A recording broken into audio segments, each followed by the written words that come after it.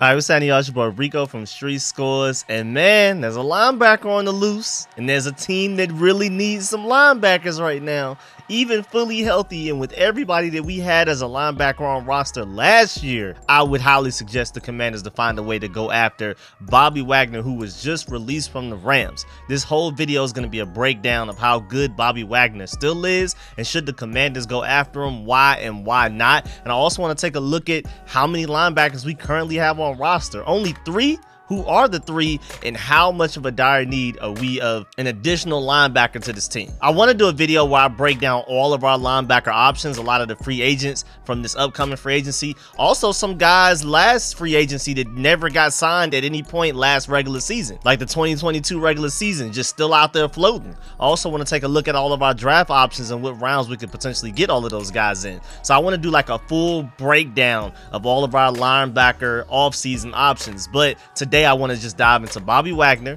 and whether or not the Commanders should go ahead and get him. Of course, as many of y'all know, we did sign David Mayo and running back Jonathan Williams to 1-year deal. So we went from 2 linebackers only on roster to 3 as of today, but we still have a big problem at linebacker right now. So of course I want to take a good look at who we have on roster at linebacker right now, and if we could even potentially go out there with a straight face with our current linebacker group right now. Remember, Holcomb is a free agent, y'all. But before we dive into all of that, make sure you subscribe to the channel, hit the bell next to the subscription button so you get a notification immediately. And every time I release an informative and opinionated video just like this one, make sure you pull up every Sunday for the call-in live stream where I open up the phone lines and y'all are able to call in. You're able to voice your opinions, ask whatever questions you may have. We can talk Eric Bieniemy, Sam Howell as quarterback, Lamar Jackson, maybe trading for him, free agency, draft, everything. And of course, man, make sure you stay tuned for all of the content. I'm out here coming out with like 3 to 5 videos a day because there's so many things to talk about, so many things to discuss. So make sure y'all stay tuned for all of the content. Without further ado, let's get it.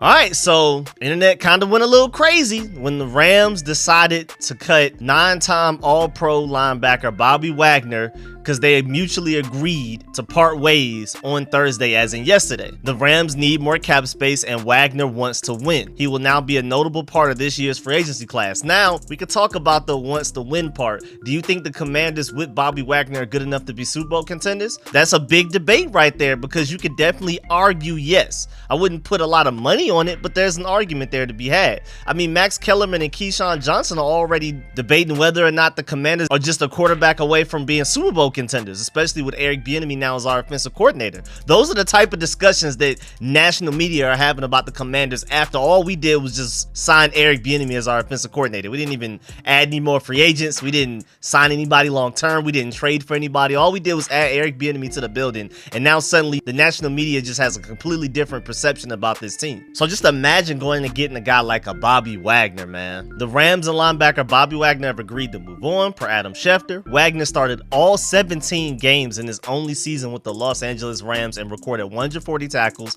2 interceptions, and a career high 6 sacks.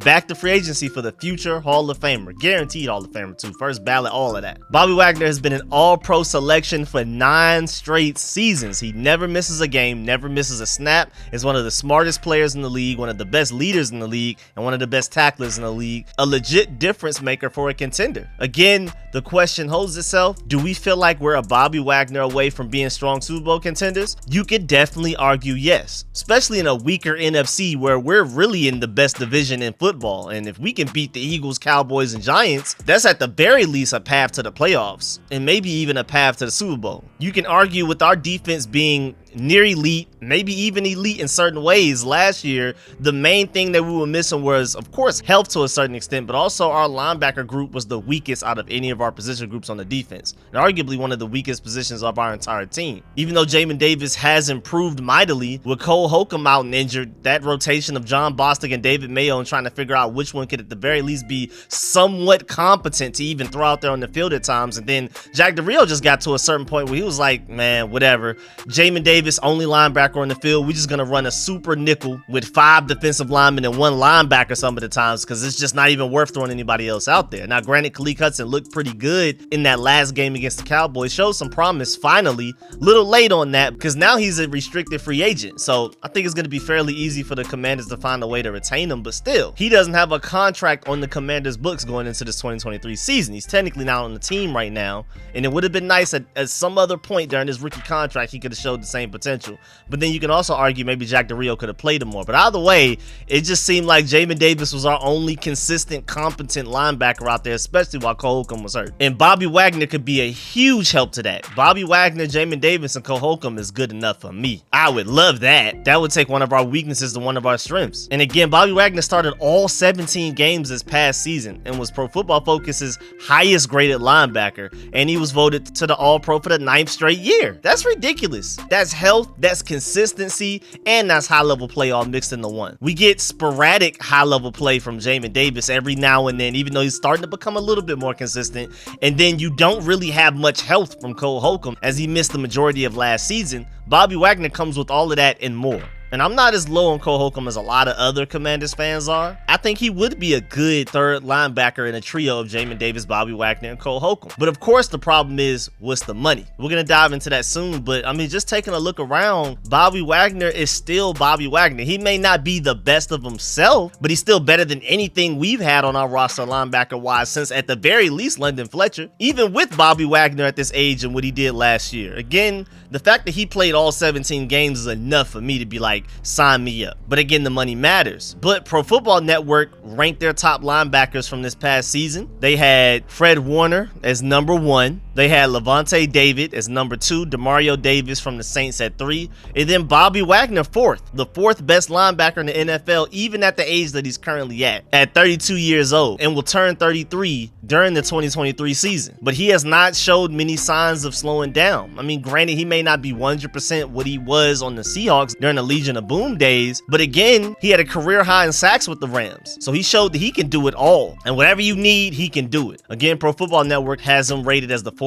best linebacker for the 2022 season. They said it defies belief that Bobby Wagner could continue playing at this level at his age, but he's finding ways to make a big impact, and not just as a run stuffer or a blitzer. Wagner remains a coverage machine and does a great job getting his hands on the ball. He added to the Rams' formidable pass rush as an excellent blitzer, and along with Davis, is among the off-ball pressure leaders in the NFL. So he found a way to reinvent himself. Wagner has a good sense of how to attack guards as a blitzer and how to stimulate pressure well enough to enable other pass rushes on the Rams' defensive line. And just imagine Bobby Wagner coming in and the defensive line being one of the best, arguably the best in the NFL, to make his job easier, and then for him to come in as excellent of a blitzer he is, and not just athletically, but also IQ and awareness and intelligence, like Pro Football Network just explained, making the defensive line's jobs easier as well. It's just unfair. But like I said, we got to talk money, because the Rams signed him to a long-term weird kind of deal, but after only keeping him for 1 year, he technically only played for 1 year,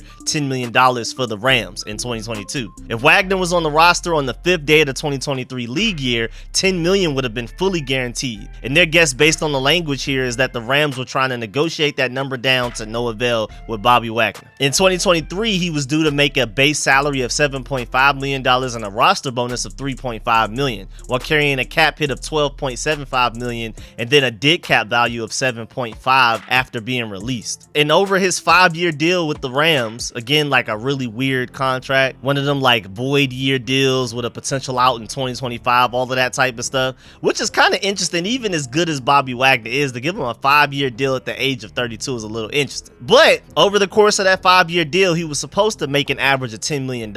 And Jason OTC on Twitter said, I would guess that Wagner waived his guarantee in order to be released. If he did, that will save $8.6 million worth of cap space for the Rams. So did he do them a favor by waiving his guarantee? And then did the Rams do him a favor by releasing them because they're no longer strong Super Bowl contenders? So that's probably where the mutual benefit is there. Again, do you view the Commanders as a potential Super Bowl contender? Also, with us struggling to pay Deron Payne right now, we got to find a way to pay Cole Holcomb, hopefully cheap. And then we could go ahead and extend Cameron Curl now before the 2024 offseason. And then we got to worry about Montez Sweat and Chase Young and all of that. Do do we have the money and time to deal with a Bobby Wagner? I sure hope we can find a way to. We gotta finesse it with the void years, turn a lot of his stuff into roster bonuses. Whatever you gotta do, man, find a way to bring Bobby Wagner into the building, man. But there is a certain price. Now, of course, for the Commanders, we would love to get him, but on his end, does he view us as a Super Bowl contender? And you can argue with Eric Bieniemy, and maybe depending on how Sam Howell looks in the preseason, maybe we can find a way to convince Bobby Wagner to stay in the NFC,